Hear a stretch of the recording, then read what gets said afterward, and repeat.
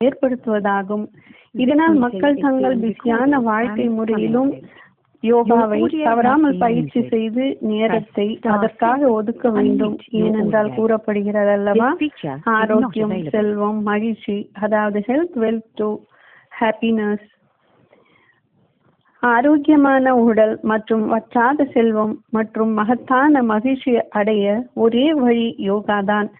யோகா இந்தியாவின் பண்டைய பாரம்பரியத்தின் ஒரு சிறப்பு கொடையாகும். இது ஒரு ஒற்றுமை மற்றும் மனம் மற்றும் உடலின் ஒருமைப்பாட்டின் சின்னமாகும். ஆரோக்கியமான வாழ்க்கைக்கு யோகா செய்வது மிகவும் அவசியமாகிறது. யோகா உடலில் ஆற்றலை குவிக்கின்றது. அதே ஆற்றல் தான் உடலை ஆரோக்கியமாக வைத்திருக்க உதவுகின்றது. யோகா நீண்ட காலமாக பண்டைய இந்திய கலாச்சாரத்தின் ஒரு சிறப்பு பகுதியாகவும் இருந்து வருகிறது. மேலும் இது ஒரு ஆரோக்கியமான வாழ்க்கைக்கு பயனுள்ள வழிமுறையாகவும் கருதப்படுகிறது. யோகாவின் முக்கியத்துவத்தை புரிந்து கொள்ள முழு பாரதம், உலகம் சர்வதேச யோகா தினத்தை ஜூன் 21 அன்று வைத்து இந்தியாவிலும் உலகம் முழுவதிலும் கொண்டாடப்பட்டு வருகிறது. சரிதான், சர்வதேச யோக தினத்தின் முக்கிய நோக்கத்தை நாம் என்னவோ புரிந்து கொண்டோம் தான். ஆனாலும் பல ஆண்டுகளாக கொண்டாடப்பட்டு வரும் இந்த யோக தினத்தின் மூலம் எந்த அளவிற்கு நாம் வெற்றியை அடைந்துள்ளோம் யோகத்தின் மூலமாக? ஏனென்றால் யோகத்தை கற்றுக் கொடுக்க கூடிய பல யோக நிகழ்ச்சிகள் மற்றும் தியான மையங்கள் மற்றும் பல யோகி ராஜாக்கள் மகாராஜாக்கள் அமர்ந்து யோகத்தை கற்றுக் கொடுக்கின்றார்கள். ஆனாலும் இன்னும் யோகா இதனுடைய விளைவு, அதாவது யாருடைய வாழ்க்கையிலும் நோயற்ற வாழ்க்கை வாழ்கிறார்கள் என்று ஏன் நம் கண்களுக்கு புலப்படவே இல்லை? இவ்வளவு யோகாசனங்கள் பிராணாயாமம் மற்றும் செய்தும் கூட ஏன் நோய்கள் அதிகரித்து கொண்டே செல்கின்றன? மனதை ஒருமைப்படுத்தவும் மன அமைதியாக தியானம் செய்வதற்காகவும் மனிதர்கள் எவ்வளவு அலைக்கழிக்கப்படுகிறார்கள். மன உளைச்சலுக்கு ஆளாகின்றனர்கள், மன அழுத்தத்திற்கும் ஆளாகின்றார்கள். இதற்கு என்ன காரணம்? மேலும் இந்த யோகாவை கற்றுக்கொள்வதற்காக மக்கள் எவ்வளவு பணத்தை செலவிடுகிறார்கள். ஆனால் இந்த பணத்திற்கெல்லாம் அவர்கள் உண்மையான மதிப்பை ரிட்டனாக பெறுகிறார்களா? எல்லாவற்றிற்கும் மேலாக இந்த யோகாவின் தோல்விக்கு என்னதான் காரணம்? சரி, அதற்கான தீர்வுதான் என்ன? இன்று நாம் கீதையினுடைய அடிப்படையில் இதை புரிந்து கொள்வோம். ஏனென்றால் ஒரு கீதை மட்டும்தான் அப்படிப்பட்ட சாஸ்திரமாக இருக்கின்றது. இதில்தான் சுயம் ஈஸ்வரனே நேரடியாக வந்து அர்ஜுனனை போன்ற இல்லறவாசிகளுக்கு யோகத்தை கற்பதற்காக கொடுக்கப்பட்ட ஞானம்தான் இந்த கீதா ஞானம்.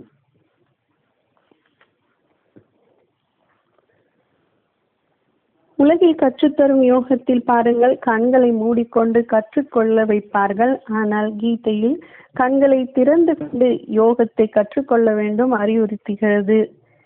ஏனென்றால் கீதையிலேயே வந்துள்ளது. 6வது அத்தியாயத்தில் 13வது ஸ்லோகத்தில் அப்படிப்பட்ட ஒரு சப்தம் சம்பிரக்ஷயா. அப்படி என்றால் கண்களை திறந்து கொண்டு யோகம் செய்ய வேண்டும் என்று அர்த்தம்.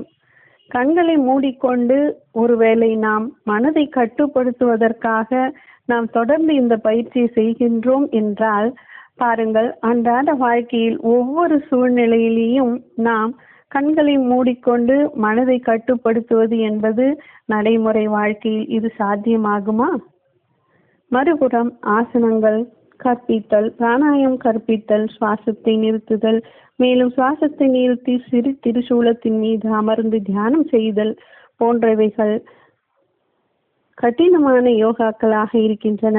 ஆனால் கீதையில் யோகத்தின் பயிற்சிக்காக இது போன்ற எந்த ஒரு கடினமான உடலுக்கான செயல்முறை எதுவும் கூறப்படவில்லை. அதற்கு பதிலாக மனம் எங்கெல்லாம் ஓடி திரிகின்றதோ அங்கெல்லாம் அந்த மனதை நிறுத்தி தன்னுடைய ஆத்மாவில் ஒரு நிலைப்படுத்தி பரமாத்மாவில் மனதை இணைப்பதுதான் யோகா என்று கூறப்படுகிறது. சுயத்தின் கட்டுப்பாட்டின் கீழ் மனம் எப்பொழுது கொண்டு வரப்படுகிறதோ அதன் பிறகு தானாகவே மனம் புத்தியானது ஒரு நிலைப்பட்டுவிடும். அதற்காக கீதையில் கூட 6வது அத்தியாயத்தில் 26வது ஸ்லோகனில் கூறப்பட்டுள்ளது, யதோ யதோ நிஷரதி மன சஞ்சலம் அஸ்திரம், அதாவது மனதை ஓடித்திரிகின்ற மனதை கண்ட்ரோல் செய்ய வேண்டும் என்று கூறுகிறார். ஆனால் உலக யோகிகள் கர்மாவை விட்டுவிட்டு யோகாசனத்தில் மணி கணக்கில் அமர்ந்திருக்கிறார்கள். ஆனால் அதே நேரத்தில் கீதை கர்ம யோகத்தை, அதாவது கர்மத்தையும் யோகத்தையும், கர்மம் என்றால் செயல், செயலையும் யோகத்தையும் ஒரே நேரத்தில் செய்ய கற்றுக் கொடுக்கின்றது. மேலும் கீதையில் 3வது அத்தியாயத்தில் 7வது ஸ்லோகனில் எஸ்துவை இந்திரியாணி மனசா நியமிய ரபத்தே அர்ஜுனா, இதனுடைய அர்த்தம்,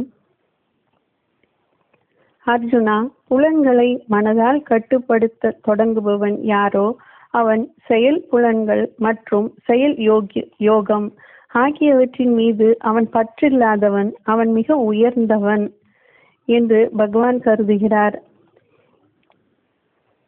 மேலும் கர்மாவுடன் மட்டுமல்ல, தினம் தினம் சதா மூச்சு விடாமல் என்னை நினைவு செய்யுங்கள் என்றும் கீதையில் கூறுகிறார்.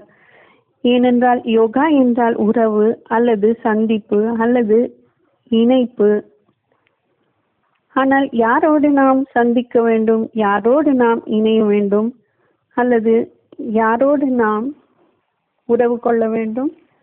ஆத்மாக்கள் பரமாத்மாவோடு இணைவதுதான் சரியான யோகா. ஆனால் இப்படி அல்ல, மனிதன் மனிதனோடு இணைவது, இது சரியான யோகம் கிடையாது. ஏனென்றால் மனித ஆத்மாக்கள் பல ஜென்மங்களாக தேகம் தேகம் என்ற உணர்வின் புதைக்குழியில் மாட்டிக்கொண்டு வினாசி தேகதாரிகளோடு யோகத்தை இணைத்து வந்தார்கள். அதனுடைய பலனாக இன்று அவர்களுடைய மனநிலை இன்று கீழே விழுந்திருக்கின்றது. ஆனால் பரமாத்மாவோடு எப்பொழுது மனதை இணைக்கின்றார்களோ அப்பொழுதுதான், இதுவரை பாருங்கள், யாராலும் உண்மையான யோகத்தை இணைக்கவே முடியவில்லை. உதாரணத்திற்கு, எப்படிப்பட்ட 2 செப்பு கம்பிகள் இணைப்பதின் மூலமாக தான் மின்சாரம் என்பதே பாயும். அதாவது ஆத்மா பரமாத்மாவோடு இணையும் பொழுதுதான் மின்சாரம் பாயும். ஆனால் ரப்பர் பூசப்பட்ட செப்பு கம்பிகள் மூலம் மின்சாரம் பாய்வதே கிடையாது. அதே போலதான் நாம் உடல் என்ற உணர்விலுள்ள உயிரினங்களோடு நாம் யோகத்தை அல்லது உறவை ஏற்படுத்திக் கொள்வதன் மூலம் அழியாத மகிழ்ச்சியையும் அமைதியையும் அடைய முடியும் என்றால் அது முடியவே முடியாது. ஏனென்றால் நித்திய மகிழ்ச்சியும் அமைதியையும் அடைய முதலில் நாம் தெரிந்து கொள்ள வேண்டியது மிக முக்கியமானது, நான் யார். மேலும் நான் யார், என்னுடைய ஆத்ம தந்தை அவரும் யார் என்று தெரிந்து கொள்வது மிகவும் அவசியமாகிறது. இதை அறிவதற்காக தான் அறிவே ஆன்மீக அறிவு என்றும் கூறப்படுகிறது. பகவான் கீதையில் 10வது அத்தியாயத்தில் 32வது ஸ்லோகத்திலும் கூறியிருக்கிறார், வித்யாவுமே மே ஆத்தியாத்ம வித்யாகும், அதாவது கல்வியில் நான் ஆத்தியாத்ம வித்யாவாக இருக்கின்றேன் என்று கூறுகிறார். ஆத்தியாத்மியா அப்படி என்றால், அதி என்றால் உள்ளே, ஆத்மா என்றால் ஆத்மா. ஆத்மாவுக்குள்ளே என்னென்ன நிரம்பி இருக்கின்றனவோ அவை பற்றி தெரிந்து கொள்ள வேண்டும். தேகத்தின் ஞானம் பாருங்கள், எல்லோரிடமும் இன்றைய காலத்தில் இருக்கின்றது. ஆனால் ஆத்மா என்றால் என்ற இந்த ஞானம் ஆத்மாவினுடைய தந்தையாகிய கீதையின் ஞான வள்ளல் பரம்பிதா பரமாத்மா ஜோதிவிந்தோ நிராகாரர் சிவனை தவிர வேறு யாரிடமும் இந்த ஞானம் கிடையாது. மனிதர்கள் இன்று ஆன்மீகவாதியாக இல்லாமல், அதாவது ஆத்மா என்ற உணர்வு இல்லாமல் வாழ்ந்து கொண்டிருக்கின்றார்கள். தன்னை ஆத்மா என்று மறந்து தன்னை ஒரு உடல் என்று நினைக்க தொடங்கி அவர்கள் வெகு காலமாகியது. இதனுடைய காரணத்தினால் இன்று மனிதர்கள் என்று பயந்து இருக்கின்றார்கள். ஏனென்றால் கீதையிலே கூறப்பட்டுள்ளது, சுதர்மே நிதனம் ஸ்ரேய பரதர்மோ பயாவகா.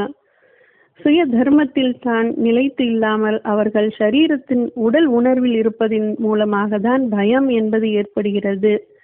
மேலும் இன்றைய காலத்தில் யோகா என்றால் சரீரத்தினுடைய பிராணாயம் ஹட்டயோகம் என்று புரிந்து கொண்டிருக்கிறார்கள்.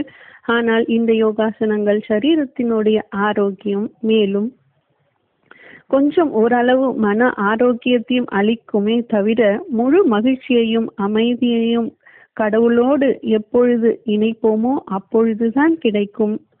உண்மையான அர்த்தத்தில் கூறப்போனால் இது யோகா கூட இல்லை, இதை ஒரு நினைவு அல்லது யாத் என்று அழைக்கப்படுகிறது.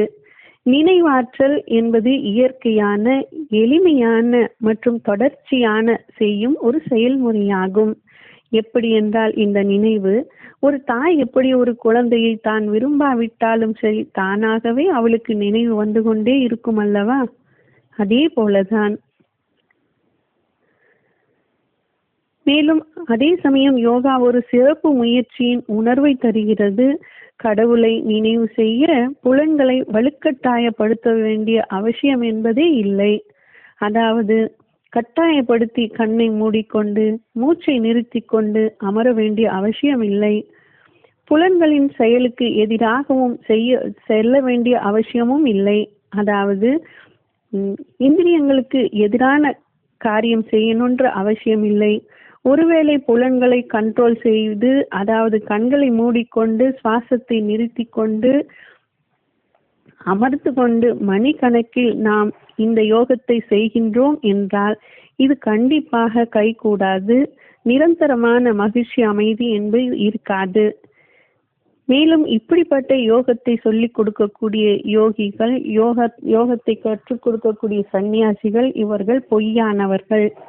சரியான யோகத்தை நமக்கு அவர்கள் ஏற்படுத்த கொடுக்கவே முடியாது. ஏனென்றால் கீதையில் கூட கூறப்பட்டுள்ளது. இந்த அத்தியாயத்தில் 3வது அத்தியாயத்தில் 6வது ஸ்லோகனில் கூறப்படுகின்றது என்னவென்றால், கர்ம இந்திரியாணி சம்யம்ய ய அஸ்தே மனசா ஸ்மரன் இந்திரியாணி அர்த்து விமுடாத்மா மித்யாச்சாச உச்சதே. இதனுடைய அர்த்தம், கர்ம இந்திரியங்களை வலுக்கட்டாயமாக அதை கட்டாயப்படுத்தி அமர வைத்து மூச்சை நிறுத்தி செய்பவர்கள் பொய்யான சாதுக்கள், சந்நியாசிகள் என்று கூறியிருக்கிறார். மேலும் இப்படிப்பட்ட யோகம், அதாவது ஹட யோகம், மேலும் அசலான ராஜயோகத்தினுடைய இரண்டிற்கும் உள்ள பரிபாஷையை இப்பொழுது நாம் தெரிந்து கொள்ளலாம். அதுவும் கீதையினுடைய அனுசாரமாக. கீதையில் 6வது அத்தியாயத்தில் 16வது ஸ்லோகனில் கூறப்பட்டுள்ளது, நாத்திய சந்துஷ்ட யோகஸ்தி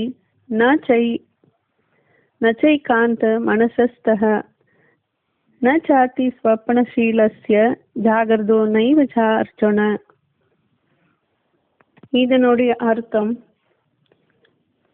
அதிகமாக உணவு உண்பவனும் மேலும் அதிக அளவு நித்ரை அதாவது தூக்கத்தில் தூங்கி கொண்டிருப்பவனும் சரியான யோகத்தில் அவர்களுக்கு கைகூடாது.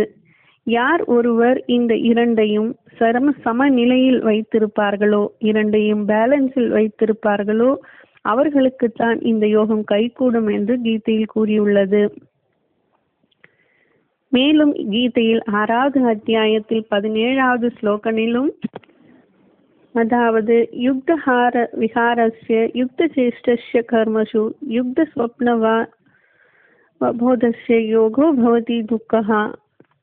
இதனுடைய அர்த்தம், எவன் ஒருவன், அதாவது கீதையில் கூறப்படுகிறது, எவன் ஒருவன் தினச்சரியை சரியான விதிமுறைப்படி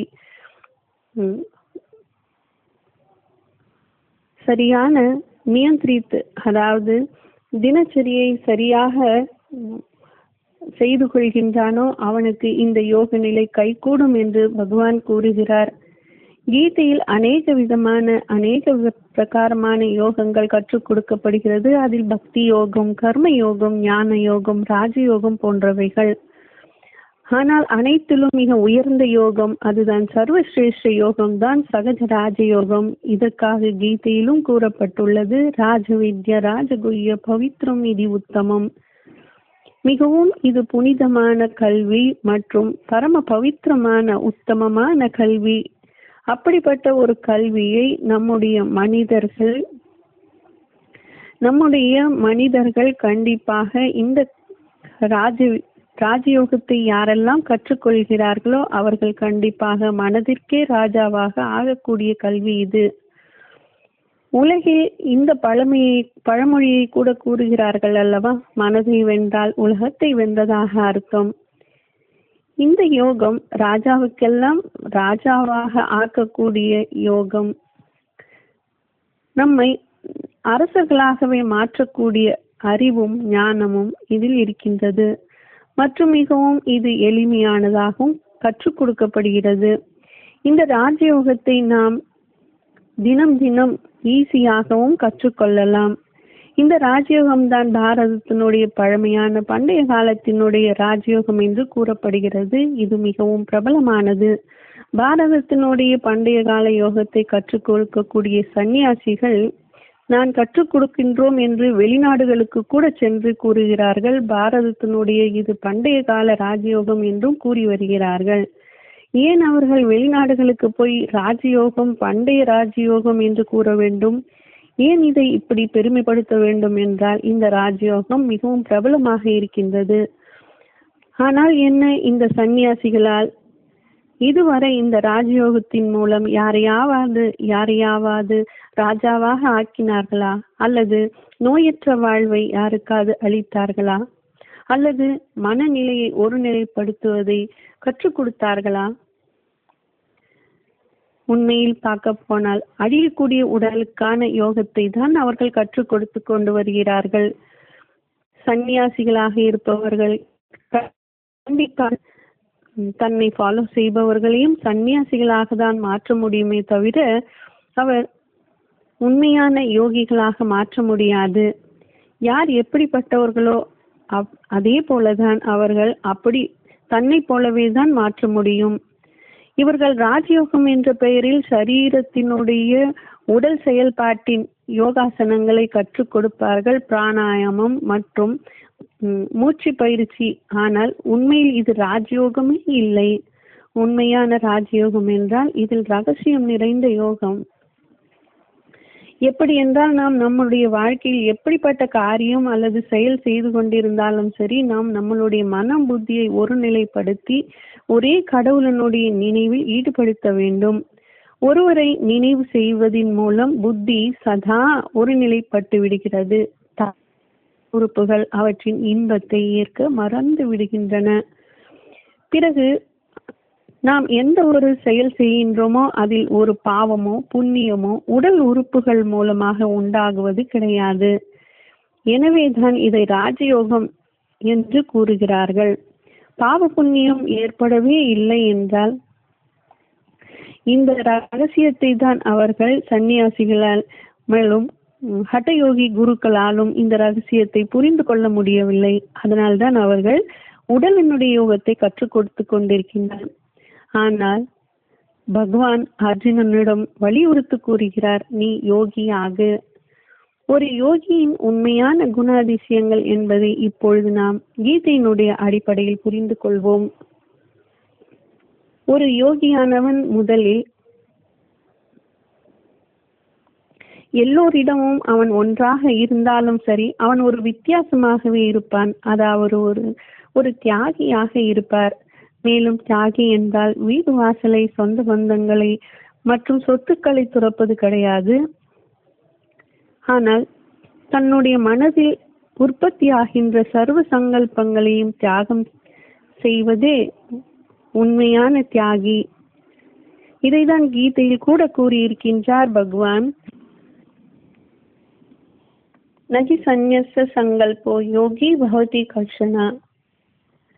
இதனுடைய அர்த்தம், இப்படிப்பட்ட ஒரு யோகி அவர் தன்னுடைய சர்வ சங்கல்பத்தையும் தியாகம் செய்பவர். அப்படிப்பட்ட தியாகம் செய்த யோகியினுடைய அடையாளம் எப்படி இருக்கும் என்றால், ஒருவேளை அவர் எப்படிப்பட்ட செயல் செய்தாலும் சரி, அந்த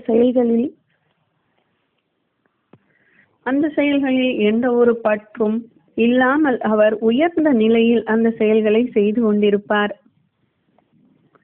அதற்காக கீதையில் இன்னொரு ஸ்லோகனில் கூட கூறியிருக்கிறார். அது 6வது அத்தியாயம் 4வது ஸ்லோகனிலும் வந்துள்ளது. யதாஹி ந இந்திரியார்த்தேஷு ந கர்மஸ்வ நிச்சதே சர்வசங்கல்ப சந்நியாசி யோகாரூட சித்ததே. அதாவது யோகியானவர் எந்த விதத்திலும் பற்றில்லாமல் அவர் யோக யுக்தோடு அவர் காரியம் செய்வார்.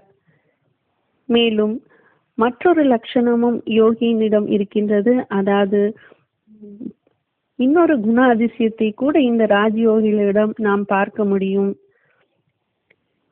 இந்த ராஜயோகிகள் எப்படி இருப்பார்கள் என்றால், எண்ணங்களை தியாகம் செய்திருப்பார்கள் மற்றும் தீர்மானங்களையும் தியாகம் செய்திருப்பார்கள். அப்படிப்பட்டவர்கள் ஆத்மாவை எந்த மனிதனோடும் அவர்கள் இணைக்காமல், அதாவது மனம் புத்தியை யாரினமும் கனெக்ஷனிலும் போகாமல் கடவுளுடன் மட்டும் இணைக்கின்றார்கள். இதன் விளைவாக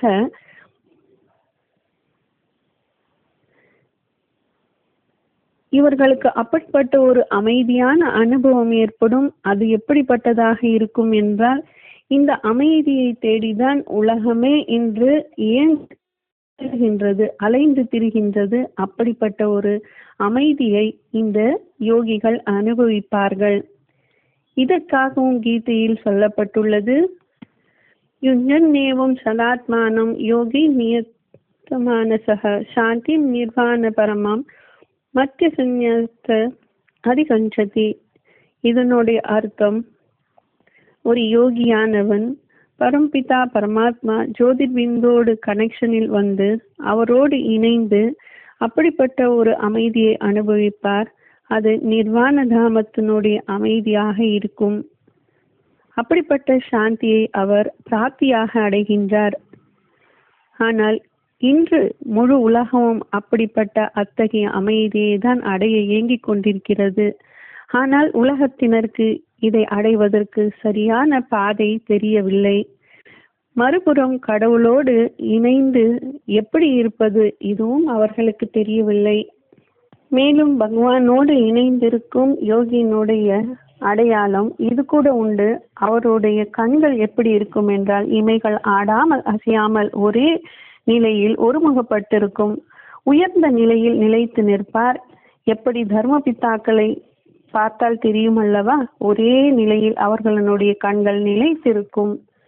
எப்படி ஒரு காற்றில்லாத இடத்தில் எரியும் தீபமானது ஆடாமல் அசையாமல் எரிந்து கொண்டிருக்கும் நிலையில், இப்படிப்பட்ட நிலையை பார்த்தால் மிகவும் அமைதியாக இருக்கின்றதல்லவா. அதே போலத்தான் இந்த உலகத்தில் அவர்கள் வாழ்ந்து கொண்டிருந்தாலும் அவர்கள் இப்படிப்பட்ட ஒரு நிலையை, உயர்ந்த நிலையை அவர்கள் அடைவார்கள். அவர்களுக்காக கீதையிலுக்கும் கூறப்பட்டுள்ளது. 6வது அத்தியாயத்தில் 19வது ஸ்லோகனில், யதா தீபோ நிவாசஸ்து நங்கதே சோபமா ஸ்மிருதா யோகினோ இதஸ்ய இஞ்சதோ யோகமாத்மனஹ.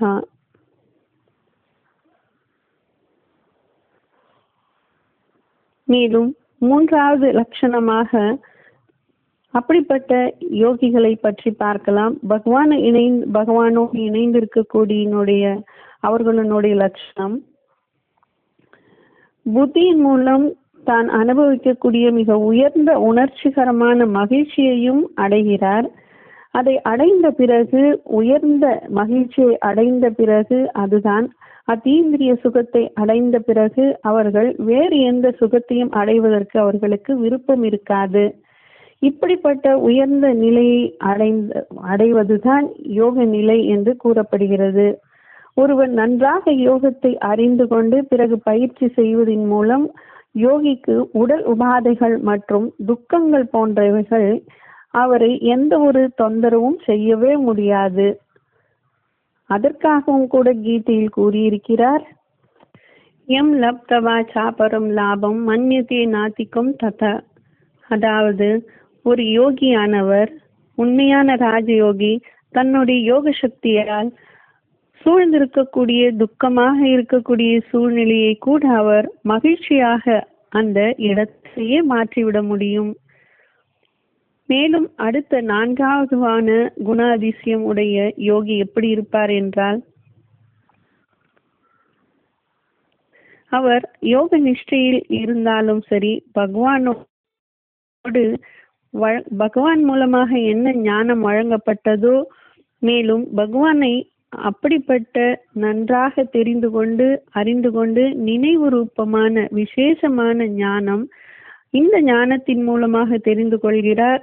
அதுதான் யோகத்தையும் இணைப்பதின் மூலமாக இது என்ன ஆகின்றது என்றால் விஞ்ஞானமாக ஆகின்றது. யோகமும் ஞானமும் இணைவதுதான் விஞ்ஞானம். இந்த விஞ்ஞானத்தில் அவர் திருப்திகரமாகவும் மேலும் தன்னுடைய இந்திரியங்கள் மீது அவர் வெற்றியையும் அடைகிறார். அதாவது புலன்களின் மீது வெற்றி அடைவதால் இவர் விஜேந்திரியன் என்றும் கூறலாம்.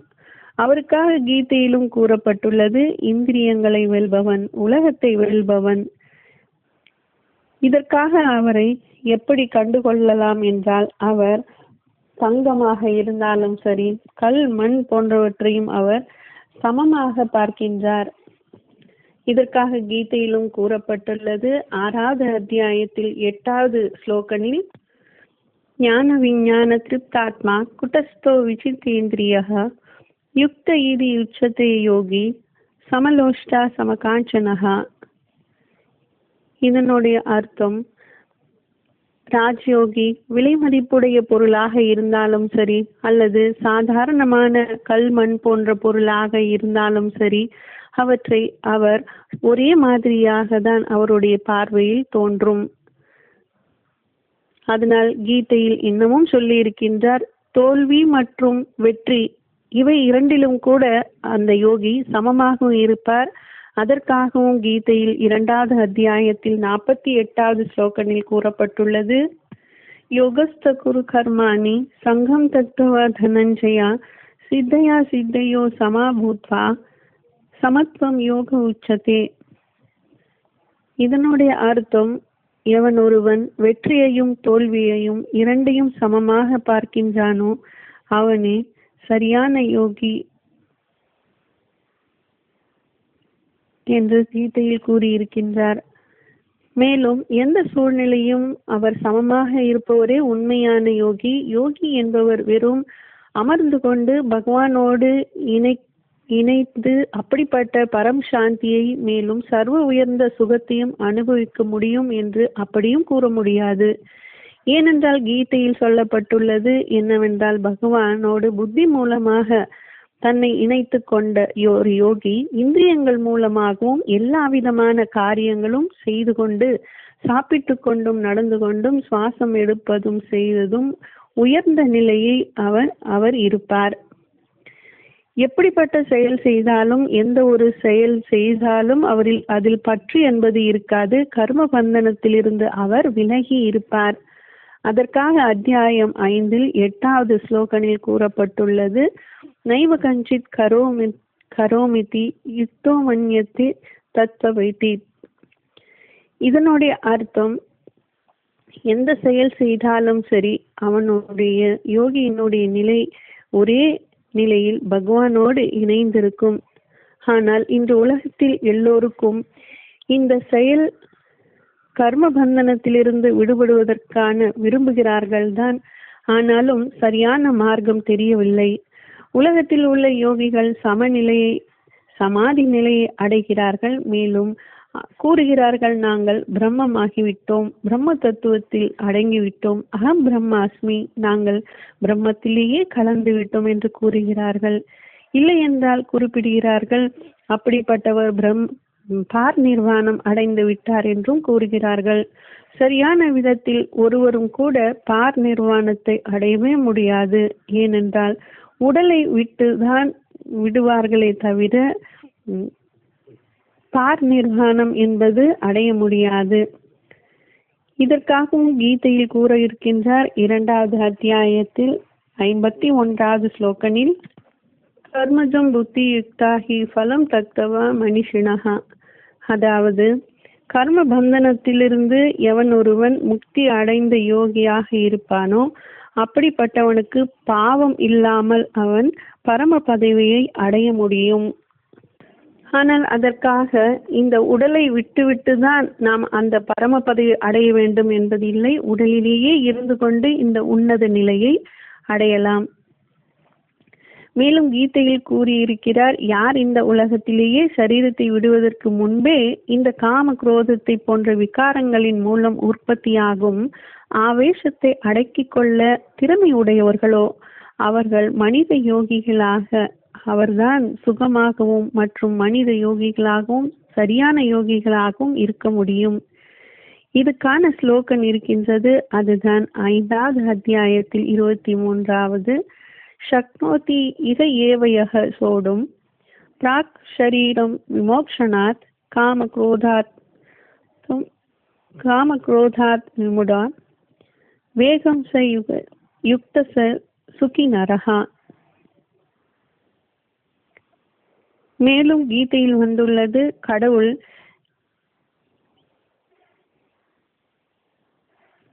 அப்படிப்பட்ட யோகியை தான் கடவுள் எல்லாரையும் விட மிக சிறந்த யோகி என்று கருதுகிறார். மிகவும் ஸ்ரத்தையுடனும் பாவனையுடனும் கடவுளை மனம் புத்தி மூலமாக யார் தொடர்ந்து நினைவு செய்கிறார்களோ அவரை தான் பகவானுக்கு சிறந்த யோகி என்று கூறுகிறார். அதற்காகவும் கீதையில் 6வது அத்தியாயத்தில் 47வது ஸ்லோகத்திலும் கூறப்பட்டுள்ளது,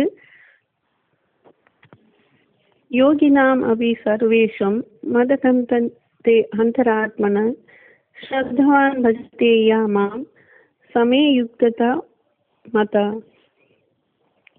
இதனுடைய அர்த்தம், ஸ்ரத்தையோடும் மேலும் பாவனையோடும் நினைக்கக்கூடிய அப்படிப்பட்ட யோகியை தான் கடவுள் சிறந்த யோகி என்று கருதுகிறார். இதன் மூலம் இன்னும் தெளிவாக ஆகிவிட்டது என்றால், உடலுக்கான ஆசனம் அல்லது பிராணாயம் அல்லது உடல் மூலமாக இணையக்கூடியவர்களோ யோகி கிடையாது. ஆனால் கடவுளோடு மனம் புத்தியை இணைப்பவர்களே உண்மையான யோகி என்று இங்கு நிரூபணமாகிறது. இதுவரை நாம் ஒரு யோகியினுடைய குணாதிசயங்களை பற்றி தெரிந்து கொண்டோம். என்னவென்றால், எண்ணங்களை துறப்பவர், பற்றில்லாமல் இருப்பவர், கண்களின் இமைகளை ஒருமுகப்படுத்தக்கூடியவர், ஒரே திசையிலே நோக்கி இருக்கும் அவருடைய கண்கள் இமைகள், மேலும் கர்ம பந்தனத்திலிருந்து முக்தி அடைந்திருப்பவர், உண்மையான பரம பதவியையும் அடைந்திருப்பார் பிராப்தியாக. எல்லாவற்றையும் விட சமமான நோக்கில் எல்லோரையும் பார்ப்பார், மேலும் துக்கமான சமயத்திலும் கலங்காமல் இருப்பார். இப்பொழுது சொல்லுங்கள், இந்த உலகத்தில் இருக்கக்கூடிய யோகத்தை கற்றுக் கொடுக்கக்கூடிய யோகிகளிடம் இந்த எல்லா குணாதிசயங்களும் நம்மளால் பார்க்க முடிகிறதா? அப்போ இப்படிப்பட்ட குணாதிசயங்கள், லட்சணங்கள் ஒரு யோகியிடம் இல்லை என்றால், அப்போ அவர்கள் கற்றுக் கொடுக்கக்கூடிய யோகங்கள் எப்படி இருக்கும்? அவர்களினுடைய யோகத்தின் மூலம் வெற்றி என்பது ஏற்பட முடியுமா? எப்பொழுது யோகத்தை கற்றுக் கொடுப்பவரே யோகி இல்லை என்றால், பிறகு கற்றுக்கொள்பவர்கள் கூட எப்படி யோகியாக ஆக முடியும்?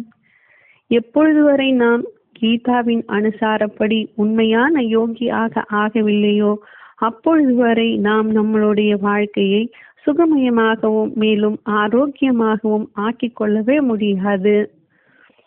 அப்போ கடைசியில் நாம் எப்பொழுதுதான் உண்மையான யோகியாக ஆக முடியும்? இப்பொழுது வரை நாம் யோகியாக ஆகவே இல்லை. ஏனென்றால் உண்மையிலும் உண்மையான யோகிராஜன் அல்லது யோகீஸ்வரன், யோகத்தை கற்றுக் கொடுக்கக்கூடியவர் இதுவரை நம் முன் அவர் நம்மை இதுவரை சந்திக்கவே இல்லை.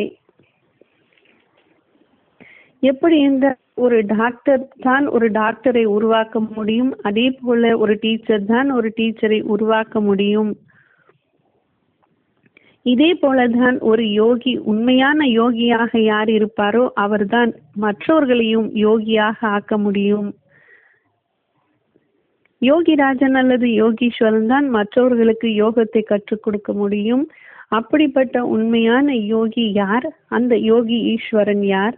கீதையில் வர்ணிக்கப்பட்டுள்ள யோகியின் அனைத்து குணாதிசயங்களும் அவருக்கு பொருந்துகிறதா? அப்படிப்பட்ட பிராக்டிக்கல் வாழ்க்கையில் அவருக்கு பொருந்தக்கூடியவராக யார் அப்படிப்பட்டவர் இருப்பார்? அவருடைய ரூபம் சதா யோகம் நிறைந்துள்ளதாகவும் இருக்கும். அப்படிப்பட்டவரினுடைய அடையாளத்தை பற்றி இப்பொழுது நாம் காண்போம். யாராக இருக்க முடியும் யோகிராஜன் யோகீஸ்வரன் என்றால்? நாம் கீதையினுடைய ஆதாரத்தின் மூலமாக பார்த்தோம் என்னவென்றால், யார் ஒருவர் சம்பூர்ணமாக எல்லா எண்ணங்களையும் தியாகம் செய்கின்றாரோ அவர்தான் யோகி. கீதையில் கூட இது கூறியிருக்கிறார்கள். யோகத்தின் முதல் படி பயிற்சிக்காக என்னவாக இருக்கும் என்றால், எண்ணங்கள் மூலமாக உற்பத்தியாகும் எல்லா ஆசைகளையும் தியாகம் செய்ய வேண்டும். கீதையில் கூறப்பட்டுள்ளது 6வது அத்தியாயத்தில் 24வது ஸ்லோகனில், சங்கல்ப பிரபவான் காமான் தக்தவ சர்வன அசோஷதா. அதே போல சாஸ்திரத்தில் அப்படிப்பட்டவர் யார் என்பதையும் சுட்டிக்காட்டி உள்ளார்கள். அவரை நாம் அதன் மூலமாக அடையாளம் கண்டு கொள்ளலாம். எப்படி என்றால், தனக்குள்ளே இருக்கும் கீதையினுடைய அனுசாரப்படி, இந்த ஸ்லோகனுடைய அனுசாரப்படி அவர் தனக்குள்ளே இருக்கும் எண்ணங்கள் மற்றும் மன காமனைகள் மற்றும் ஆசைகளையும் அவர் முழுமையாக முடித்து விடுகிறார் அந்த யோகி. காமனா என்றால் காம விகாரம். தன் வாழ்க்கையில் காமதேவனையே பஸ்வம் செய்தவர் என்று யாரை பார்த்தோம் என்றால், அவர்தான் சங்கர் மகாதேவன். அவரை இப்படியும் காட்டியிருக்கின்றார்கள். அவர் தனக்குள்ளே இருக்கும் காம விகாரத்தை பஸ்வம் செய்ததாக காட்டியிருக்கிறார்கள். அப்படி என்றால், அவர் தனக்குள்ளே இருக்கும் இச்சைகள் அல்லது எண்ணங்கள் இதை அழித்து எண்ணங்களே இல்லாத நிலையை பிராப்தியாக அடைகின்றார். ஆனால் அவர் மட்டும் எப்படி காம விகாரத்தின் மீது வெற்றி அடைந்தார்? ஏனென்றால் அவர் புத்தி மூலமாக சக்தி வாய்ந்த கடவுளை அறிந்து கொண்டு அவரை தன் நினைவில் சதா நிலைநிறுத்துவதன் மூலம் காம வடிவில் உள்ள இந்த எதிரியை கொல்ல முடிந்தது. மேலும் கீதையிலும் கூறியிருக்கிறார், ஏவம் புத்தே பரம் புத்வா சன்ஸ்தப்ய ஆத்மனா ஜகி சத்ரும் மகாபாஹோ காமரூபம் தராசதம். சங்கர் மட்டும்தான், மகாதேவன் மட்டும்தான் கடவுளனுடைய நினைவில் அப்படிப்பட்ட பயிற்சி செய்து யோகியின் நிலையை பிராப்தியாக அடைகின்றார். அதனால்தான் அவரை சதா யோக நிலையிலேயே லயித்து இருப்பதாக பக்தி மார்க்கத்தில் காட்டியிருக்கின்றார்கள். யாருடைய நினைவில் மகாதேவன் அமர்ந்திருக்கின்றார்? மேலும் அப்படிப்பட்ட பகவான் யாரு, கடவுள் யாரு?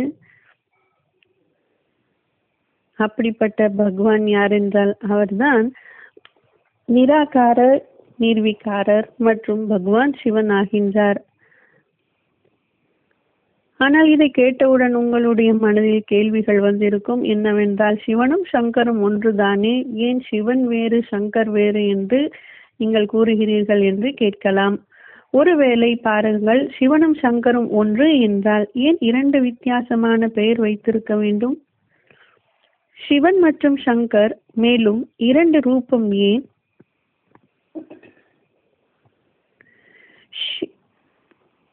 சிவலிங்க ரூபம் மற்றும் சாதாரண சரீரதாரி ரூபம்.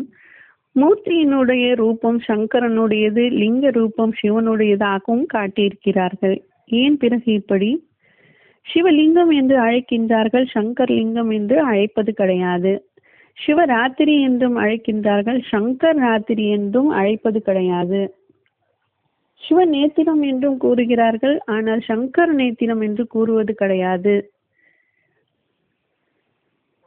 அப்படி என்றால் இதில் ஏதோ ரகசியம் இருக்கின்றது அல்லவா? மேலும் பாருங்கள், தேவர்கள் ஏராளமானவர்கள், ஆனால் கடவுள் பகவான் என்பவர் ஒருவர் மட்டும்தான். 33 கோடி தேவர்களுக்கு நடுவில் மகானாக இருப்பவர் மகாதேவன் சங்கர். ஆனால் சிவன் தேவதைகளிடமிருந்து தனிப்பட்டவர், அதாவது அவர்தான் கடவுள். தேவர்கள் மற்றும் கடவுளுக்கும் இடையில் உள்ள வித்தியாசம் பற்றி கீதையில் கூட தெல்ல தெளிவாக குறிப்பிட்டிருக்கிறார். யாந்தி தேவ்ருதா தேவான் பித்ரு யாந்தி புத்ருவதா. இதனுடைய அர்த்தம், தேவதைகளை நினைவு செய்பவர்கள் தேவதைகளை போய் அடைவார்கள், பூத்தங்களை நினைவு செய்பவர்கள் பூத்த பேய்களிடம் போய் சேர்வார்கள். யார் ஒருவர் பகவானை நினைவு செய்வார்களோ அவர்கள் பகவானையே அடைவார்கள். இப்பொழுது நமக்கு தெள்ள தெளிவாக ஆகிறது, சிவனும் சங்கரும் ஒருவர் அல்ல மற்றும் இருவரும் வேறு வேறு என்று புரிந்து கொள்கிறோம். கடைசியில் சரி, இருவருக்கும் ஏன் அப்படிப்பட்ட வித்தியாசம்? சிவன் பகவான் நிராகாரர், உருவமற்றவர், மேலும் அதிசூட்சமமான வெளிப்பட முடியாத அவ்வக்த ஜோதி. இதற்காக கீதையில் கூட கூறியுள்ளார்கள், அனோரணியான் சம் மனோஸ்மரேத்யா. மேலும் சங்கர் சாக்காரி, தேகமுடையவர். சிவன் தந்தை, அதாவது படைப்பாளி, படைப்பவர். மேலும் சங்கர் புத்திரன், அப்படி என்றால் அவருடைய படைப்பு. சிவன் மற்றும் சங்கரில் இவ்வளவு வித்தியாசம் இருந்தாலும் கூட அவர்கள் இருவரையும் பிறகு ஏன் ஒன்றாக இணைத்து விட்டார்கள்? ஏனென்றால் முதல் காரணம் பகவான் சதாசிவன் ஜோதி. இந்த சிருஷ்டியில் அவர் எப்பொழுது உலகத்தில் வருகிறாரோ அப்பொழுது ஞானத்தை புகட்டுகிறார். இந்த ஞானத்தை சங்கர் மட்டும்தான் 100%, அதாவது 100% தன்னுள் உள்வாங்கிக் கொள்கிறார். இதன் காரணத்தினால் ஞானத்தின் மூலம் சிவன் சமானமாக ஆகிவிடுகிறார்.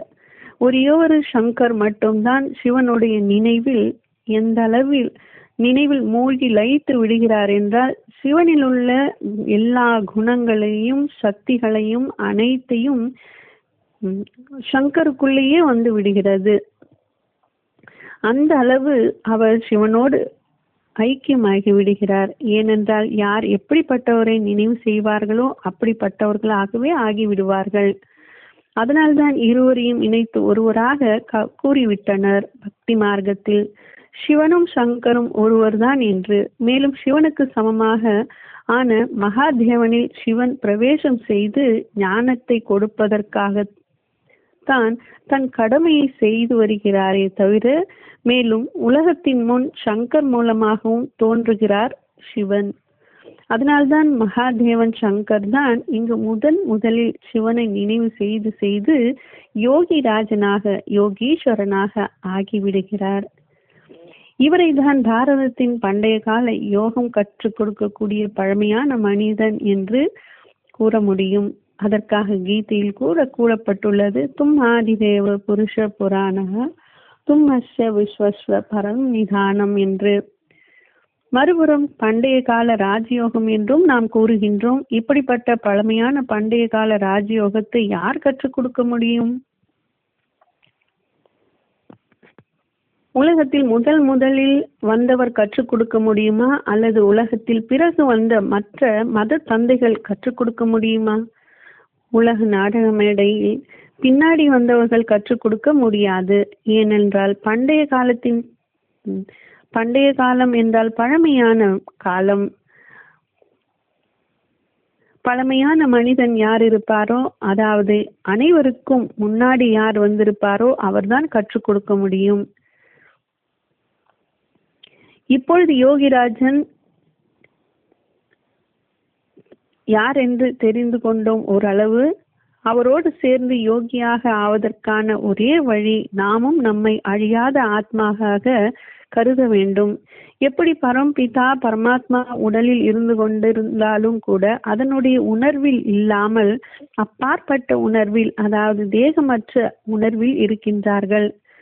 இதே விதமாக தான் நாம் கூட அழியாத ஆத்மாக நான் இருக்கின்றேன் என்று கருதி நாம் இந்த 5 தத்துவங்களால் ஆன தேகம் இல்லை என்று புரிந்து கொண்டு பரம்பிதா பரமாத்மாவை நினைவு செய்ய வேண்டும். அதாவது கடவுளை சரீர வடிவத்தில் மட்டும் பார்க்காமல், அதே போல உருவமற்றவர் என்றும் பார்க்காமல். அப்படி என்றால் மகாதேவன் சங்கரில் பிரவேசம் செய்திருக்கும் உடல் இல்லாத நிராகார சிவனை நன்கு அடையாளம் கண்டுகொண்டு நினைவு கூற வேண்டும். இதுதான் உண்மையான ராஜயோகம். அப்போ அவரோடு தொடர்பு கொள்ள அல்லது யோகத்தில் மூழ்வதற்கு இது சிறந்த வழிமுறையாகும். சரி, அந்த வழிமுறை சரிதான். பிறகு எந்த நேரத்தில் அவரோடு மூழ்குவது, நினைவில் லயித்திருப்பது, அதுதான் அமிர்த வேளை அல்லது பிரம்ம முகூர்த்தம். இறைவனை நினைவு கூற சிறந்த நேரம், ஏனெனில் இந்த நேரத்தில் சுற்றுச்சூழல் அமைதியாகவும் தூய்மையாகவும் இருக்கும். மேலும் நம் மனமும் விழிப்புணர்வோடு இருக்கும், அமைதியாகவும் இருக்கும்.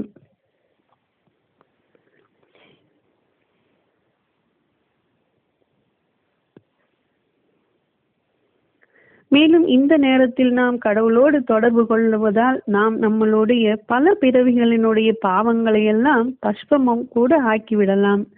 தந்தையாக கடவுளுடைய நன்றாக கடவுளை அடையாளம் தெரிந்து கொண்டு அவரோடு இணைந்திருப்பவர்களுக்கு தந்தையே உத்திரவாதம் தருகிறார். என்னவென்றால் அது கீதையில் கூட சொல்லியிருக்கின்றார். 9வது அத்தியாயத்தில் 22வது ஸ்லோகன். அனன்யா சிந்தயந்தோ மாம் ஏ ஜனா பரியுபாசதே தேஷாம் நித்யயுக்தாபி யோகக்ஷேமம் வஹாம்யஹம். அதாவது யாரெல்லாம் இந்த விதமாக என்னுடைய குழந்தைகளாக ஆகின்றார்களோ அவர்களுக்கு எந்த பொருள் அவசியம் தேவைப்படுகிறதோ அந்த பொருளை அந்தந்த சமயத்தில் அடைவதற்கு நான் உதவி செய்கின்றேன். மேலும் அடைந்த பொருட்களை பாதுகாப்பது கூட என்னுடைய கடமையாகும். பகவான் இந்த உலகத்திற்கு எதற்காக வருகின்றார்கள் என்றால் தர்ம ஸ்தாபனை செய்வதற்காக வருகின்றார். அதற்காக பக்தி மார்க்கத்திலும் கூறப்பட்டுள்ளது. 2வது அத்தியாயத்தில் 40வது ஸ்லோகம் சொல்கின்றது. நேஹோ அபி கிரமணா அஸ்தி பிரத்யவாயோ ந வித்யதே ஸ்வல்பமப்யஸ்ய தர்மஸ்ய த்ராயதே மகதோ பயாத். பகவான் இந்த உலகத்தில் எந்த தர்மத்தை ஸ்தாபனை செய்கின்றாரோ அந்த தர்மத்தை செய்ய வைத்து மேலும் பிராக்டிக்கலில் தாரணை செய்ய வைக்க கற்றுக் கொடுக்கின்றார். அந்த தர்மத்தினுடைய தாரணை, அதாவது பிராக்டிக்கலில் நடைமுறையில் ஒருவேளை நாம் கொஞ்ச சமயமாகவாது அதை பிராக்டிஸ் செய்திருந்தோம் என்றால், அதாவது அபியாசம் செய்திருந்தோம் என்றால், அப்படிப்பட்ட மிக பெரிய பயத்திலிருந்து கூட நாம் தப்பித்து விடுவோம். அதாவது உலகத்தில் மிக பெரிய பெரிய பயத்தை ஏற்படுத்தக்கூடிய விநாசம் அல்லது பிரளயம் கூட ஏற்படக்கூடிய சமயத்தில் கூட இந்த பயம் என்பதை, இந்த கொஞ்சம் நேரம் செய்த அபியாசம் இந்த பயத்தை தூரமாக விரட்டிவிடும். அதாவது பேரிடர்கள் நடக்கக்கூடிய சமயத்திலும் ஏற்படக்கூடிய இந்த பயத்தை விரட்டிவிடும். அப்படிப்பட்ட தர்மம் எது? அது எந்த தர்மத்தை பகவான் நமக்கு கற்றுக் கொடுக்கின்றார் என்றால் அதுதான் தன்னை ஆத்மா என்று புரிந்து கொண்டு ஆத்மாவை பரமாத்மாவோடு நினைவு செய்ய வேண்டும்.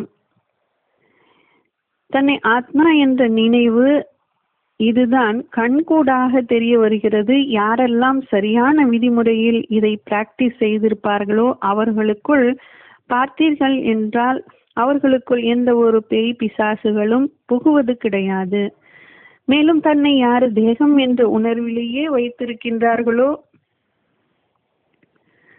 அவர்களுக்கு எப்பொழுதும் பதற்ற நிலையிலேயே இருப்பார்கள். அவர்களுக்குள் பேய் பிசாசுகள் புகுவது சாத்தியமாகும். ஒரு மனிதன் எப்பொழுது பதற்றத்தில் வருகின்றான் என்றால் அவன் மன அழுத்தத்திற்கு ஆளாகின்றான். எப்பொழுது என்றால் அவன் உடல் என்ற உணர்வில் அதிகமாக இருப்பதனுடைய காரணத்தினால்.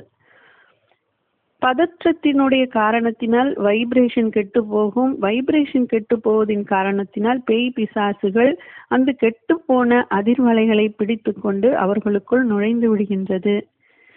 எனவே இந்த ஆன்மீக நிலை, அதாவது நான் ஒரு ஆத்மா என்ற இந்த தர்மத்தை அத்தகைய தாக்கத்தை ஏற்படுத்தி விடுகிறது. எப்படிப்பட்ட தாக்கம் என்றால் பேய் பிசாசுகளே உள்ளே நுழையாமல் தடுத்து விடுகிறது. இதைவிட மிக பெரிய பிராப்தி, அதாவது பலன்கள் இன்னமும் இருக்கின்றது. அதுதான் இது யாரிடமும் இருந்தும் கிடைக்க முடியாது. ஏனென்றால் உலகில் பயங்கர விநாச சமயத்தில் கூட பாதுகாப்பும் மற்றும் பிரளய காலத்தில் சமயத்தில் துக்கங்கள், உக்கிரமான துக்கங்கள் ஏற்படும். ஆனாலும் அந்த சமயத்தில் கூட பகவானுடைய குழந்தைகள் எப்படி இருப்பார்கள் என்றால் குரானிலும் கூறப்பட்டுள்ளது, கயாமத்தினுடைய சமயத்தில் खुदा के बंदे बहुत मौज में रहते हैं.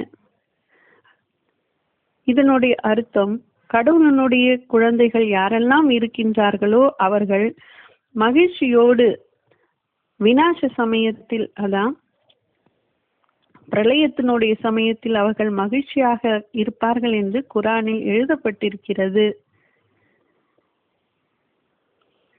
கீதையில் கூட அப்படிப்பட்ட ஒரு ஸ்லோகன் வந்துள்ளது.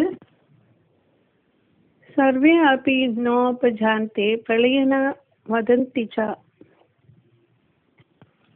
இதனுடைய அர்த்தம், பகவான் பயங்கரமான விநாச காலத்தில் கூட தன்னுடைய குழந்தைகள் பாதுகாப்பாகவும் மேலும் மகிழ்ச்சியோடும் அவர்கள் இருப்பார்கள் என்று உத்தரவாதம் கொடுக்கின்றார். இந்த ராஜயோகத்தின் மூலம் ஆத்மா என்ற பாவனை உற்பத்தியாகின்றது, ஆத்ம உணர்வு ஏற்படுகின்றது. இதன் காரணமாக ஜாதி, மதம், மொழி போன்ற வேறுபாடுகள் அனைத்தும் நீங்குகின்றன. அதற்காக கீதையிலும் கூறப்பட்டுள்ளது. 5வது அத்தியாயத்தில் 18வது ஸ்லோகனில் கூறியிருக்கிறார், யார் ஒருவர் சிநேகி, நண்பன், எதிரி, பொறாமைப்படுபவன், சாதுக்கள், பாவிகள் கூட அனைவரோடு சமான் புத்தியை யார் வைத்திருப்பார்களோ, அதாவது ஆத்ம ரூபத்தில் பார்ப்பார்களோ, அப்படிப்பட்டவர்கள் எனக்கு விசேஷமானவர்கள் என்று பகவான் கூறியிருக்கிறார். எல்லாவற்றிலும் அவர் சமமான திருஷ்டி உடையவராக இருப்பார். மேலும் அவரிடம் அப்படிப்பட்ட சகித்து கொள்ளக்கூடிய சக்தி, பொறுமை சக்தி என்பது வந்து விடுகின்றது. மேலும் இதனுடைய பலத்தின் அடிப்படையில் அவர் பலரை தனக்கு சமமாக மாற்ற முடியும். மேலும் ஒரு ராஜயோகி சகயோகியாகவும் இருப்பார். இந்த ராஜயோகத்தின் பலம் மூலமாக சஞ்சல மனம் ஒருமுகப்படுகிறது. கூறப்படுகிறது அல்லவா, மனதை வென்றால் உலகத்தை வெல்லலாம் என்று. மனதில் தோற்றால், மனதை வென்றால் வெற்றி, மனதில் தோற்றால் தோல்வி. மனதை வென்றால் உலகத்தையே வெல்வது போன்ற அர்த்தம். மேலும் கீதையில் கூறப்பட்டுள்ளது, மனம் எப்பொழுது நம்மளுடைய கண்ட்ரோலில் வந்து விடுகின்றதோ அப்பொழுது நமக்கு நாமே நண்பன், இல்லை என்றால் நமக்கு நாமே எதிரி. மேலும் கீதையில் கூறப்பட்டுள்ளது 6வது அத்தியாயத்தில் 35வது ஸ்லோகனில் மனதை கட்டுப்படுத்துவதற்கான வழியை கூறுகிறார். அபியாஸ்தேன குந்தேய வைராக்கியன கிரியச்சே. அபியாசத்தையும் வைராக்கியத்தையும் கற்றுக் கொடுக்கின்றார் பகவான். இந்த முறையின் மூலம் ராஜயோகி தன் மன உறுதியை சேமித்துக் கொள்ள முடியும். இந்த சக்தியின் மூலம் அவர் செய்ய முடியாத காரியத்தையும் கூட சாதிக்கின்றார். இந்த ஆன்மீக நிலையின் அடிப்படையில் பெறப்படும் மன உறுதி, மேலும் மன அமைதி, தொடர்ந்து அமைதியான நிலை, மேலும் துண்டிக்கப்படாத நம்பிக்கையை ஏற்படுத்தும். சரியான முடிவுகளை பகுத்தறிந்து எடுக்க முடியும். பகுத்தறியும் ஆற்றல், சூழ்நிலைகள் மற்றும் பிரச்சனைகளையும் எதிர்கொள்ளும் வலிமை ராஜயோகிக்கு வந்துவிடும். அதற்காக கீதையிலும் கூறியிருக்கின்றார். 6வது அத்தியாயத்தில் 7வது ஸ்லோகனில் சிதாத்மான பிரசந்தஸ்ய பரமாத்மா சமாஹிதா. அதாவது யார் ஒருவர் தன்னை தானே வெற்றி கொள்கிறாரோ அவர் ஒருவர் எப்படிப்பட்ட சூழ்நிலையிலும் அவர் திருப்தியுடன் இருப்பார். மேலும் மனம் ஒருநிலைப்பட்டு இருக்கும். ஆத்மாவில் தேவையில்லாத சிந்தனைகள் எதுவும், எண்ண குவியல்கள் எதுவும் வராது. அவர் தன்னுடைய மனதை கண்ட்ரோலில் வைத்திருப்பார், அதாவது விஸ்தாரத்தில் கொண்டு போக மாட்டார். இன்றைக்கு மகிழ்ச்சியை தேடி மனிதன் அல்பகால இன்பத்திற்காக போதைப் பொருள்களுக்கு அடிமையாகின்றான். எப்படி ட்ரக்ஸ், சிகரெட், குடிப்பழக்கம் போன்றவற்றில் அவன் மாட்டிக்கொள்கின்றான், அடிமையாகின்றான். தவிர அதிலிருந்து விடுபடவும் அவனுக்கு முடியவில்லை. உலகத்தில் எவ்வளவு இந்த போதை, குடிமருந்து, போதைப் பொருட்கள் கடைகள் திறக்கப்பட்டுள்ளன. ஆனாலும் இவைகள் அனைத்துமே உண்மையான சுகம் கொடுக்கக்கூடியவைகள் இல்லை. அனைவருமே தோல்வி அடைகிறார்கள். ஆனால் ராஜயோகத்தின் பயிற்சியின் மூலம் ஆத்மாவில் சர்வ உயர்ந்த சுகம் என்பது அனுபவமாகும். இதன் மூலம் தானாகவே இந்திரியத்தினுடைய சுகத்திலிருந்து ஒரு மனிதன் விலக முடியும். அதற்காக அத்தியாயம் 5 21வது ஸ்லோகனில் கூறியிருக்கின்றார், அல்ப கால மகிழ்ச்சிக்காக மனிதன் ஆசைகளுக்காக தேடி அலைகின்றான். மேலும் இந்த ஆசைகள் அதிகரித்து கொண்டே செல்கின்றது அவனுக்கு. ஆனால் பகவான் கூறுகிறார், வலுக்கட்டாயமாக அல்ப கால சுகம் கொடுக்கும் இந்த இந்திரியத்தின் சுகத்தை யாரு தியாகம் செய்கிறார்களோ அவர்கள் அவை தொடர்பான இன்பங்களும் இச்சைகளும் அவர்களை விட்டு போகும். ஆனால் ஒரு ராஜயோகிக்கு அதீந்திர சுகத்தை எப்பொழுது அடைகின்றாரோ அவருக்கு அந்த சிற்றின்பத்தின் மீது பற்று இருக்காது. தானாகவே இந்த சிற்றின்பம் என்பது போகிவிடும். அதாவது அவருக்கு எண்ணங்களில் கூட ஆசை என்பது வராது. இதன் மூலம் அவர் நித்திய அமைதியை எளிதில் அனுபவிப்பார். இதற்காக கீதையில் கூட 2வது அத்தியாயத்தில் 59வது ஸ்லோகனில் கூறியிருக்கிறார், விஸ்வ வினிஷந்தே நிராகரஸ்ய தேகினா. இன்று ஒவ்வொரு மனிதனும் தன் வாழ்வில் தன்னுடைய சுபாவம், குணம், மேலும் உறவுகள் மற்றும் சொந்த பந்தங்களின் மூலம் அநேக விதமான அடிமைத்தனத்தை அனுபவிக்கின்றார்கள். இதன் காரணமாக துக்கமும் அடைகின்றார்கள். கூறப்படுகின்றது, பராதீன் சொப்பனமே சுகு நாகே. அதாவது அடிமைகளுக்கு கனவில் கூட சுகம் என்பது இல்லை. ஆனால் எல்லாவற்றிலும் சுதந்திரமாக பறக்கும் பறவையாக இருக்கக்கூடிய ஆத்மாவை கூண்டு பறவையாக மாற்றிவிட்டுள்ளார்கள். ஆனால் ராஜயோகத்தின் பயிற்சியின் மூலம் சுதந்திரமான ராஜா ஆகுவதன் மூலம் ஆத்மாவானது மனம், சொல், செயல் போன்ற எல்லா விதமான அடிமைத்தனத்திலிருந்தும் அது முக்தி அடைகிறது. இதற்காக கீதையிலும் உள்ளது, ஸ்ரேயான் சுதர்மே விகுண பரதர்மா சுனிஷ்டிதாத்.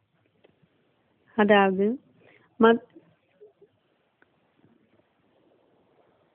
எல்லாவற்றிலும் இருந்தும் மனித ஆத்மா முக்தி அடையலாம், சுதந்திரத்தை அடையலாம்.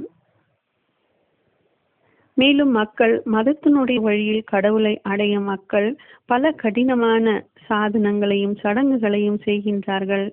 இருப்பினும் அவர்களால் உண்மையான வழியில் கடவுளோடு தொடர்பு கொள்ள முடியவில்லை. ஆனால் ராஜயோகி உண்மையான ஞானம் மற்றும் யோகத்தின் ஆதாரப்படி அந்த எல்லையில்லாத சாதனங்களாலும் மேலும் சடங்குகளும் செய்பவர்களையும் தாண்டி உயர்ந்து செல்கிறார். மேலும் இந்த உடலை வருத்திக் கொள்வதிலிருந்து விடுபட்டு விடுகிறார். ஏனென்றால் ராஜயோகி கலப்படமற்ற, அதாவது அவிபச்சாரி பாவனை மூலம் ஒரு ஈஸ்வரனை நினைவு செய்கிறார். ஈஸ்வரனோடு இணைந்து விடுகிறார். இதன் மூலம் மிகவும் சகஜமாக கடவுளனுடைய பிராப்தியை அடைந்து விடுகிறார். அதற்காக கீதையில் கூறப்பட்டுள்ளது 8வது அத்தியாயத்தில் 14 ஸ்லோகனில், அனன்ய சேத்த சததாம் யோமாம் ஸ்வசரத்தி நித்யஷா.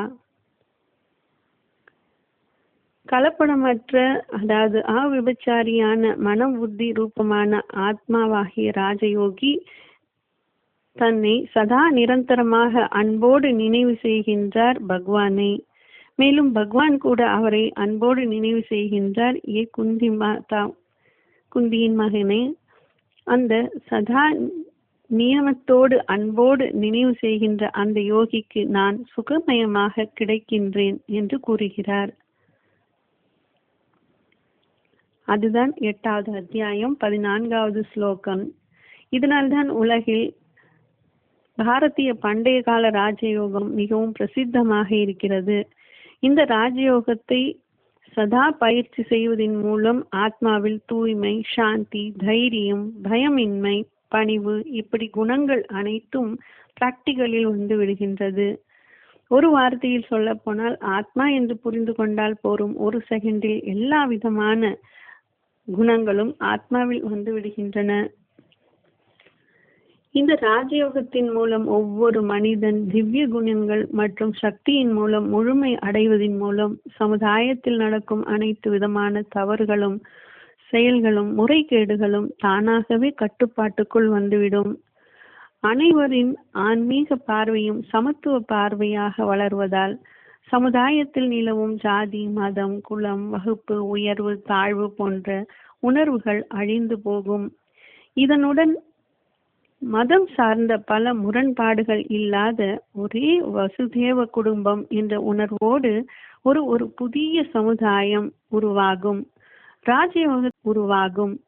ராஜயோகத்தின் நிரந்தரமாகவும் மேலும் திடமான தொடர்ச்சியான பயிற்சியின் மூலம், அதாவது தன்னுடைய முதல் இடை கடையின் இந்த உலகத்தில், அதாவது தான் தனித்தத்துவமான பல பிறவிகளில் பாராட்டு செய்து வந்திருக்கக்கூடிய விசேஷமான ஆத்மா, அதான் ஜென்ம ஜென்மமாக நான் எங்கெல்லாம் இருந்து வந்தேன் என்பதையும் தெரிந்து கொள்ள முடியும்.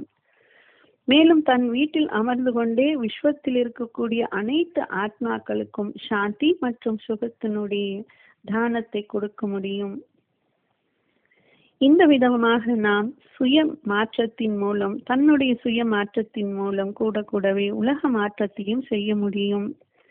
இதுவரை நாம் புரிந்து கொண்ட ராஜயோகம் தொடர்பான ஆழமான உண்மைகளை சுருக்கமாக இப்பொழுது பார்த்தோம். மீண்டும் இதை ஒரு பாயிண்ட் மூலமாக பார்க்கலாம். இதுவரை நாம் ராஜயோகம் தொடர்பான ஆழமான உண்மைகளை புரிந்து கொண்டோம். இதை மீண்டும் சுருக்கமாக பார்ப்போம். 1. யோக தினத்தின் முக்கிய நோக்கம் உடல் யோகம் மட்டுமல்ல, உடலின் ஆரோக்கியத்திற்காக கீதையில் விவரிக்கப்பட்டுள்ள ராஜயோகத்தின் மூலம் மனதை ஒருமுகப்படுத்துவதும் ஆகும். முதலில் இதை புரிந்து கொண்டோம். அதாவது ஆத்மாவின் வடிவில் உள்ள விதை ஆரோக்கியமாக இல்லாவிட்டால் உடல் வடிவில் உள்ள மரம் கூட மகிழ்ச்சியாகவும் ஆரோக்கியமாகவும் இருக்க முடியாது. 2. கீதையில் விவரிக்கப்பட்டுள்ள உண்மையான யோகியின் குண அதிசயங்களை பற்றி பார்த்தோம். அதாவது எண்ணங்களை துரத்தல், பற்றற்றவராக இருத்தல், கண்களை ஒருமுகப்படுத்துதல், கர்ம பந்தனத்திலிருந்து விடுபட்டவர், பரமபதையை அடைதல், எல்லாவற்றிற்கும் மேலாக எல்லாவற்றிலும் சமநிலையாக இருத்தல், துக்கத்தால் கலங்காமல் இருப்பது போன்றவற்றை நாம் கண்டோம். 3. ராஜயோகத்தை எந்த மனித குருவோ அல்லது மகாத்மாவோ கற்பிக்க முடியாது என்பதை புரிந்து கொண்டோம். ஆனால் யோகிராஜ், அதாவது மகாதேவன் தான் இதை கற்றுக் கொடுக்க முடியும். ஏனென்றால் இப்பொழுது நிகழ்காலத்தில் ஆத்மாக்களின் பிதா உடலற்றவர் சிவன் உலகத்தில் சங்கர் மகாதேவனின் உடலில் பிரவேசம் செய்து அசலான ராஜயோகத்தை கற்பித்துக் கொண்டிருக்கின்றார். 4. உண்மையான யோகத்தின் முழுமையான அர்த்தம் இணைதல் அல்லது தொடர்பு அல்லது ஒன்றாக இணைதல், சந்திப்பு. முதலில் தன்னைத்தான் ஆத்மா என்று புரிந்து கொண்டு பிராக்டிக்கலில் நடைமுறையில் வந்திருக்கக்கூடிய சங்கர் மகாதேவனின் உடலில் பரம்பிதா சிவனை புத்தி மூலமாக நாம் நினைவு செய்ய வேண்டும் அல்லது புத்தியை சிவனோடு இணைக்க வேண்டும். 5. சாக்கார வடிவில் வந்திருக்கக்கூடிய யோகிராஜனோடு யோகத்தை இணைக்கக்கூடிய சமயம் பிரம்ம முகூர்த்தம். மேலும் கண்களை திறந்து கொண்டு நினைவு செய்தல். மேலும் இப்படிப்பட்ட நினைவாற்றல் மூலம்தான் திவ்ய குணங்கள் மற்றும் ஆத்மாவில் சக்திகளும் பலன்களும் அடைய முடிகிறது. 6. பாரதத்தின் யோகா தான் பண்டைய காலத்தினுடையது. இது மிகவும் பிரசித்தமாக உள்ளது, அதாவது ரொம்ப பிரபலமாக இருக்கின்ற யோகம் இது. ஏனென்றால் பாரத தேசமே பழமையான தேசம், பண்டைய காலத்தினுடைய யோகம். அதனால்தான் யார் அதே போலவே பண்டைய காலத்தை சார்ந்தவராக இருப்பாரோ அவர்தான் இந்த யோகத்தையும் கற்றுக் கொடுக்க முடியும். அவரேதான் ஆதி தேவனது மகாதேவன். ஏழாவதாக, ராஜயோகத்தின் சாதனைகளை அடைய முடியாததை அடைதல் மற்றும் அடைந்தவற்றின் பாதுகாப்பு, சுய பாதுகாப்பு, சமமான நடத்தை, மனதை ஒருமுகப்படுத்துதல், அடிமைத்தனம் இல்லாமல் இருத்தல், நோயற்ற மகிழ்ச்சியான சமுதாயம் மற்றும் இறுதியாக கடவுளை அடைவது எப்படி போன்றவற்றை எல்லாம் நாம் இப்பொழுது பார்த்தோம். இனி முடிவுரை. உலகில் சரீரத்தின் ஆசனம் செய்து கூட இன்று உலகத்தில் நோய்கள் ஏன் அதிகரித்துக் கொண்டே செல்கின்றன? ஏனென்றால் எப்பொழுது வரை ஆத்மரூபமான விதை ஆரோக்கியமாக இல்லையோ அப்பொழுது வரை உடல் வடிவத்தில் இருக்கும் இந்த மரம் கூட நோயுற்றதாகலாம் இருக்கும். அதுவும் நோய் அற்றதாக ஆக முடியாது. எப்பொழுது ஆத்ம வடிவில் விதை ஆரோக்கியமாக இருந்தால் உடல் வடிவில் உள்ள மரமும் ஆரோக்கியமாக இருக்கும். மனம் மகிழ்ச்சியாக இருக்கும் பொழுது உலகம் மகிழ்ச்சியாக தெரியும் என்று சொல்லப்படுகிறது. மேலும் இந்த மகிழ்ச்சி தான் மிகப்பெரிய ஊட்டச்சத்தாகும். அதற்காக கூறப்படுகிறது, மகிழ்ச்சியை போன்ற உணவு இல்லை என்று. மகிழ்ச்சி நோய்களை நீக்குகின்றது. ஆனால் மனம் சோர்வாக இருந்தால் உடலின் சோர்வை விட மன சோர்வு இன்னும் அதிகமாக தெரிய வரும். மனம் ஆரோக்கியமாக இருக்கும் பொழுது மட்டுமே மனம் மகிழ்ச்சியாக இருக்கும். அதாவது காமம், கோபம் போன்ற தீமைகளிலிருந்து நாம் விடுபட்டு விட்டோம் என்றால் அப்பொழுதுதான் மனம் ஒருமுகப்படுத்தப்படும். மேலும் அப்படிப்பட்ட மனம் அல்லது ஆத்மரூபமான விதை ஆரோக்கியமாக மாறுவதற்கு ஒரே வழி, ராமரின் அருள் எல்லா நோய்களையும் அழிக்கின்றது. ஆத்மா பரமாத்மாவோடு இணைந்து ஐக்கியமாகின்றதோ அவைதான் சம்பூர்ணமான யோகம். இதைத்தான் சம்யோகம் என்றும் அழைக்கின்றார்கள். இதன் மூலம் ஆத்மா சாந்தி மேலும் சுகம் ஆகியவற்றை பெறுகிறது. இந்த சுகம் சாந்தியின் மூலம்தான் உடல் நோய்கள் கூட முழுமையாக முடிவடைந்து விடுகிறது. ஏனென்றால் இன்றைய காலத்தில் கூட மெடிக்கல் சயின்ஸ் கூறுகின்றது என்னவென்றால், பாசிட்டிவ் தாட்ஸ், அதாவது நேர்மறையான எண்ணங்களை மனதில் உருவாக்கி கொண்டீர்கள் என்றால் இதன் தாக்கம் உடலில் கூட பாசிட்டிவ் அதிர்வுகளை ஏற்படுத்தி உருவாக்கி நோயற்றவராக நம்மளை வைத்துக் கொள்ள முடியும். இது மெடிக்கல் சயின்ஸே நிரூபித்து காட்டுகிறது. மகிழ்ச்சி மற்றும் அமைதியின் உண்மையான உணர்வை நாம் ஏன் இன்னும் அடைய முடியவில்லை? ஏனென்றால் கடவுளோடு நாம் முழுமையாக ஐக்கியமாகவில்லை, அதாவது இணையவில்லை. இதற்கு என்ன காரணம் என்றால், ராமனின் அருளை இதுவரை நாம் பெற முடியவில்லை. இப்பொழுது மகிழ்ச்சியான செய்தி என்னவென்றால், குழந்தைகளாகிய நம் அனைவரையும் ஆசீர்வாதம் செய்வதற்கு ராமர் இங்கு வந்துள்ளார். அவர் என்ன நமக்கு ஆசீர்வாதம் செய்கின்றார் என்றால், எப்படி ஒரு டாக்டரிடம் ஆசீர்வாதம், அதாவது அவருடைய மருந்தே ஆசீர்வாதம் ஆகிறது, அதே போலதான் வைத்தியநாதன் கடவுளனுடைய ஆசீர்வாதம் என்னவென்றால் அவருடைய ஞானம்.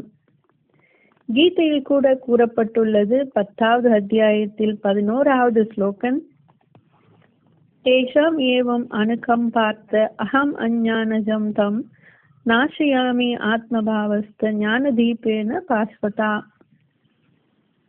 இதனுடைய அர்த்தம், ஞானத்தை கொடுத்து பகவான் அவர் அஞ்ஞானத்தினுடைய இருளை அழிப்பதே ஆசீர்வாதமாகும். எப்பொழுது இந்த விதமான கண்ணெதிரில் வந்திருக்கக்கூடிய கடவுளை நாம் புரிந்து கொண்டு அவரோடு நம் உறவை இணைத்தோம் என்றால் அவருடைய நினைவு அல்லது யோகம் எளிமையாகவும் நிரந்தரமாகவும் இருக்கும். யார் மூலமாக நம்மளுடைய பாவங்கள் அனைத்தும் அழிந்து விடுகிறதோ அவருக்காக கூறப்படுகிறது, சண்முக் ஹோய் ஜீவமுகி ஜன்ம கோட் அகநாசகி தபிகி. இதனுடைய அர்த்தம், எப்பொழுது கண்ணெதிரில் பகவான் வருகிறாரோ அப்பொழுதுதான் நம்மளுடைய பாவங்கள் அனைத்தும் அழியும். எப்பொழுது ஆத்ம ரூபமான விதையில் எல்லா விதமான நோய்களும் அதாவது பாவங்களும் அழிக்கப்பட்டு விடுகிறதோ அப்பொழுது சரீர ரூபமான மரத்தில் கூட நோய் என்பது இருக்கவே முடியாது. இப்பொழுது அந்த வைத்தியநாதரின் ஆசீர்வாத ரூபமான ஞானம் என்ற மருந்தை நாம் நம்மளுடைய வீட்டில் அமர்ந்து கொண்டே கூட கேட்க முடியும். அதாவது ஞானத்தை கேட்க முடியும். இதில் எந்த ஒரு உடல் உழைப்பும் மற்றும் பணம் செலவோ தேவையில்லை. உடலின் வியாதிக்காக எவ்வளவு மருந்துகள் எல்லாம், அதற்காக நாம் எவ்வளவு செலவுகள் செய்கின்றோம், ஓடி ஆடி உடலையும் வருத்திக் கொள்கின்றோம். ஆனால் பகவான் வெறும் ஒரே ஒரு மருந்து தான், அதுதான் மன்மனா பவ. இதை மட்டும்தான் கொடுக்கின்றார். இந்த மருந்தின் மூலம் மனதின் இந்த நோய் குணப்படுத்தப்படுகிறது. மேலும் உடலில் ஆரோக்கியம் ஆகின்றது. இப்படிப்பட்ட மருந்தை கொடுக்கும் உயர்ந்ததிலும் உயர்ந்த கடவுளுக்கு ஒரே ஒரு ஆசை மட்டும்தான் இருக்கின்றது. என்னவென்றால், சர்வே பவந்து சுகினஹ, சர்வே சந்த நிராமய, சர்வே பத்ராணி பஷ்யந்து, மா கஷ்டித் துக்கம் பாக் பவேத். இதனுடைய அர்த்தம், அனைவருக்கும் நன்மை உண்டாகட்டும். இந்த ஒரு ஆசை மட்டும்தான் பகவானிடம் இருக்கு. ஏனென்றால் இன்று யாரிடமும் மன நோயை தீர்ப்பதற்கான சிகிச்சை அல்லது மருந்து ஒருவரிடமுமே கிடையாது. வெறும் உடலுக்கு வைத்தியம் செய்து கொண்டிருக்கின்றார்கள்.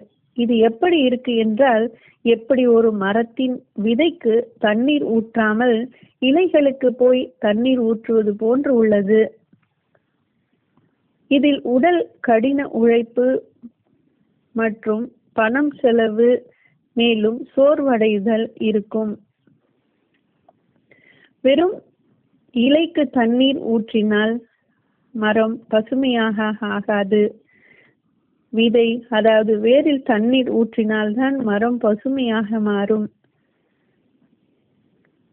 வைத்தியநாதன் பகவானோடு இணைந்து ஆத்மா மற்றும் உடலுக்கும் இலவசமாக சிகிச்சை பெறுவதா அல்லது இல்லையா என்பது இனி உங்கள் கையில் உள்ளது. ஒருவேளை சிகிச்சை வேண்டுமென்றால் எங்களை நீங்கள் தொடர்பு கொள்ளலாம். அதற்கான மொபைல் நம்பர் 9891370007.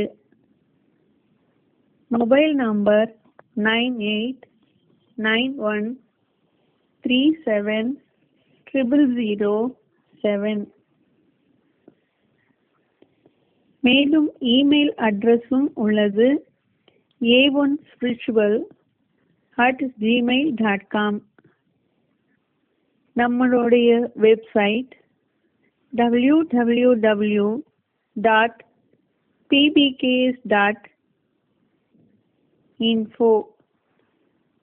ஓம் சாந்தி.